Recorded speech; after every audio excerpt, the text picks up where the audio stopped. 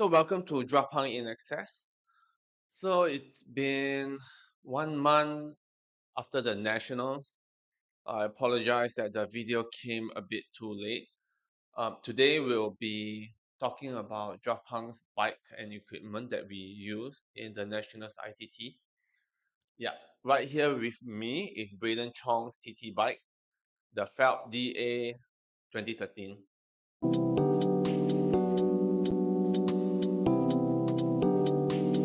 I don't know what you want from me. I know that you used to love me. I don't know what you want from me. All I know is I'm not asking for much, but I want to. I'm not asking for much, but I want to. I'm not asking for much, but I need to. I'm not asking for much, 'cause every time we do something, I'm not asking for much, but I want to. I'm not asking for much, but I want to. I'm not asking for much, but I need to. I'm not asking for much, 'cause every time we do something.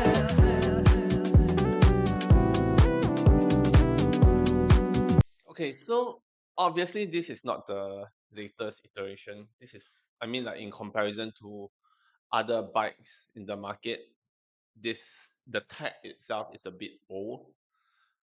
For 2013, it's ahead of its time, but right now, as you see how it is aerodynamically and even the wheel size fitted on the TT bike, it's getting wider now. This TT bike, I think, still uses 25C maximum. Yeah. So today's video is not about us showing us using the latest things, but we wanted to show that our with a budget bike build like this, you can just be as competitive. Yep. So I'll be going through the bike, the entire build, the wheels, and I'll try to list out the pricing as much as possible to show you guys that actually with that amount of budget, you can still be as competitive in the nationals as well. Okay, sorry if the video is a bit rocky.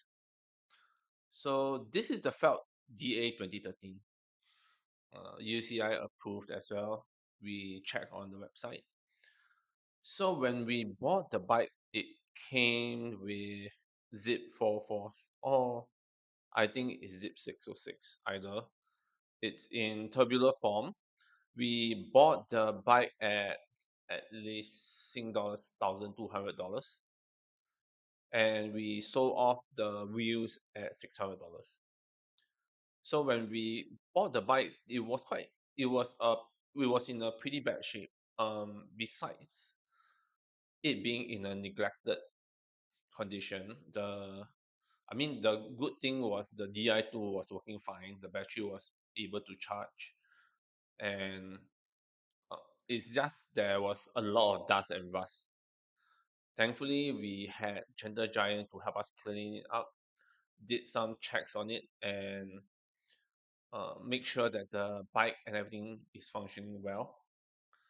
So the first thing we wanted to get was a disc wheel. Yeah, this is the Elite TT wheels. You can search this on the Elite website, but you may be able to find some on Carousel. So we bought this for a pretty good price at $500. The TT wheels actually come with a Velcro on valve cap. So I'm not sure if the other disc wheels does it, but most of it is pretty open, and I usually have to use duct tape to paste it on to be more aero and make sure there's no gunk or dirt going in. So this is quite a nice feature to have. And I'm going to the front now. This is the profile 80 wheels. So in our inventory, we only have had 60 mm, and we decided to go out and find one that was thicker profile. So we bought this for $180. I think it's $180 or $200. So I'm just going to say it's I'm going to round up to $200. The These 80 wheels, if you look closely, it's a V-shaped design. So not the newest tech, but they I mean for that price point and we were looking for 80 wheel, this kind of tick all the boxes. Yeah. Okay, so the tires we are running is Victoria Rubino Pro Speed. Last year itself, we were running Victoria Corsa Pro Speeds, but we wanted to ensure that the, the tires that we are using won't get punctured in Bintan. Yeah, not the fastest, but it's better to race finishing a race than getting a puncture midway through the race.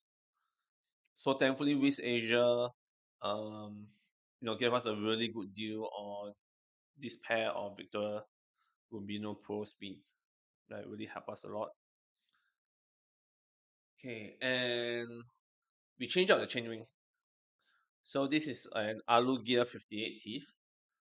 Also bought from Carousel. I mean, you can go to the website to get it, but we bought it off like for $40 or $50. Yeah. The owner felt it was too big, and it was like a lady who sold it to us, and we bought it for $40, I think. Yeah, so it's 58 teeth.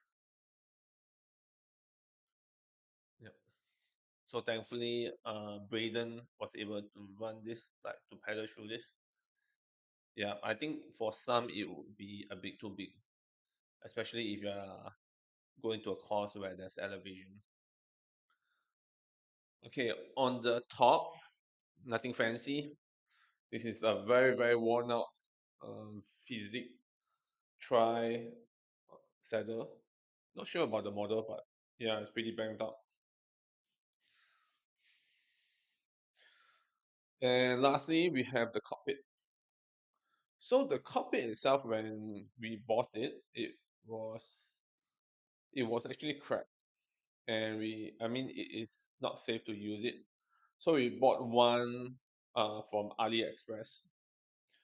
So I know there's a lot of people who felt that AliExpress or and some of the websites are selling dodgy things. So we managed to get one which was reviewed by a lot others.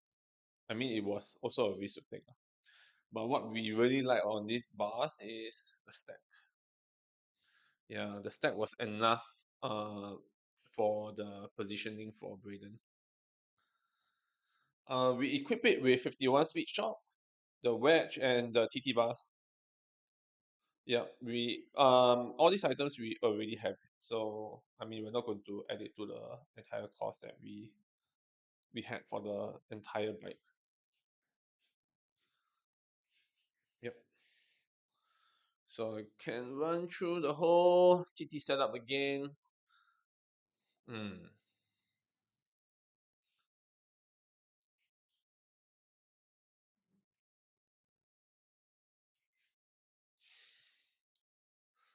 Okay, so this was the entire bike that Brayden used.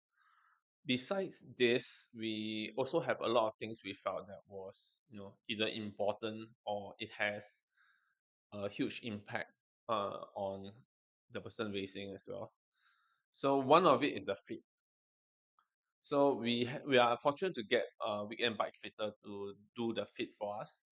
Uh, so for any race or either ITT or even for work races, I felt that it is. I mean, I felt it was really essential for anyone who is considering racing. For TT, it has to be aerodynamic and at the same time comfortable, and also in we are able to push out the effort while in that position. So it is very, very essential for anyone If you were to race in the ITT race, this would be one of the first thing to consider. And yeah, so besides that, we have a few things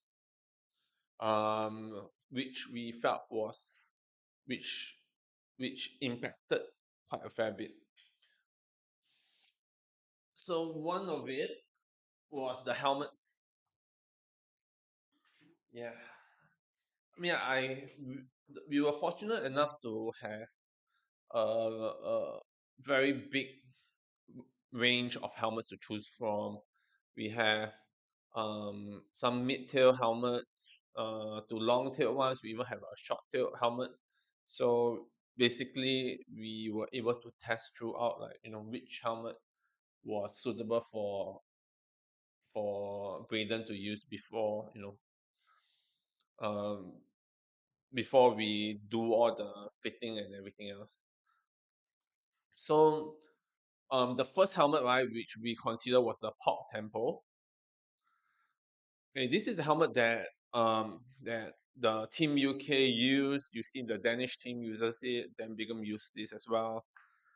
It's okay. It is probably one of the most aero helmets we have, but to sustain in that position, that extreme tuck position, it was a bit too difficult. And as well, right, the sizing was too big. So when we were trying on, like the helmet starts to rock a bit, and it went out of position. So um, just advice to anyone out there, right? Sometimes the faster looking helmets on YouTube, on Google, it looks fast and nice on the pros, but we are not pros and we may not be pro enough or like be good enough to like probably use the helmet. So you know it will be better to not follow the trend of getting the latest and trendiest long tail helmet, but then also you have to make sure that for your bike fit, um you can use it's more important than for any bike fit you can check like which helmet will be more suitable for you. So I mean we do have a lot of other helmets, but we only have two here lah. So end of it, right? Like we had the Kask Beluga as well, which is a medium tilt helmet. We have the Kask Bambino, and we in the end, right, we managed to use the Kask Bambino Pro Evo, yeah, for Brayden. So if you realize, right, the Kask it's pretty similar to the Kask Mistral, the later iteration, which was a bit longer tip. So this was actually the one of the longest tilt helmets in the Kask range. Yeah. So Braden used this, which if you are able to find online, is a bit pricier. But we got this off from a Danish website, and they kind of like shut down. I mean, after we bought it, so all these helmets was actually pre-owned by the pros. This one, we had like two or three helmets from Team Sky and Ineos Grenadiers. So I mean, like quite a nice, like even if I don't use it or the team doesn't use it, like we can use it as a display item. So yeah, so this is the helmet that Braden used. I think it costs about like $250. Retail price costs about a whopping like 500 Sing dollars or something. So, yep. So this is the nutrition that we use is from Secret Training. It's called Stealth Gels. We use the caffeine one for the ITT and the short races. So, yep, it doesn't, it's very easy on the stomach. So we can actually consume like 3 to 4 sticks without like the stomach churning. I think which is probably one of the most important uh, considerations to have, especially for nutrition. Yeah, and also we been using skin suits The skin suit, I don't have any samples. I do have some samples on pictures and videos. Or you can check out our Instagram handle. For the price point they have, they does customization for it, and the Malaysian and a UCI Conti team, the team TSG, the Terengganu team uses it for UCI Conti races. So I mean, for the price point at below $200 Sing dollars, I felt that it was quite a worth um, purchase. So I would strongly recommend anyone to, yeah, either if you all need details, you all can PM us on our Instagram handle, or you can approach Isport also by the Instagram handle. I think they will reply quite fast. Yeah. So lastly, right, I feel this is like uh quite a good hack, and we've been using this late last year, and we realized that right now in the pro peloton, a lot of other teams are using this. I mean, not this brand of product, but something like that. These are actually premium nose tips. The nose tip itself is actually for either you can use it for training, post race, or for recovery. So if you see like there's this pink strip or black strip on the nose of the World Tour riders, especially the Tour de France, which happened like a few weeks ago, then this is it. Like it opens the airways. It looks like a handy plus lah, basically. It opens up the airways and it lasts about 3 to 4 hours. We use it for Bintan in the heat, and especially in like when there's third rain and everything. So, and it lasted us for at least 3 to 4 hours. So I would definitely recommend. The brand is called Peak Flow. Yeah, it's a Malaysian brand, and if you are in Singapore or Malaysia, it's pretty accessible. Shipping was quite fast. Yeah. Not sure about the pricing is all on the website. I don't have it with me at the moment. So strongly recommend this. No need to be for TT races or road races. You can use it for snoring, post recovery type of thing. Yeah. So yeah, Peak Flow. Yeah. So I think that's about it. Like today's video is pretty short. If you all like our content, especially this type of content, or the interviews with the pro riders, pro track riders, do help to like and subscribe to our channel. Yeah, so that's about it lah. So I'll see you guys around.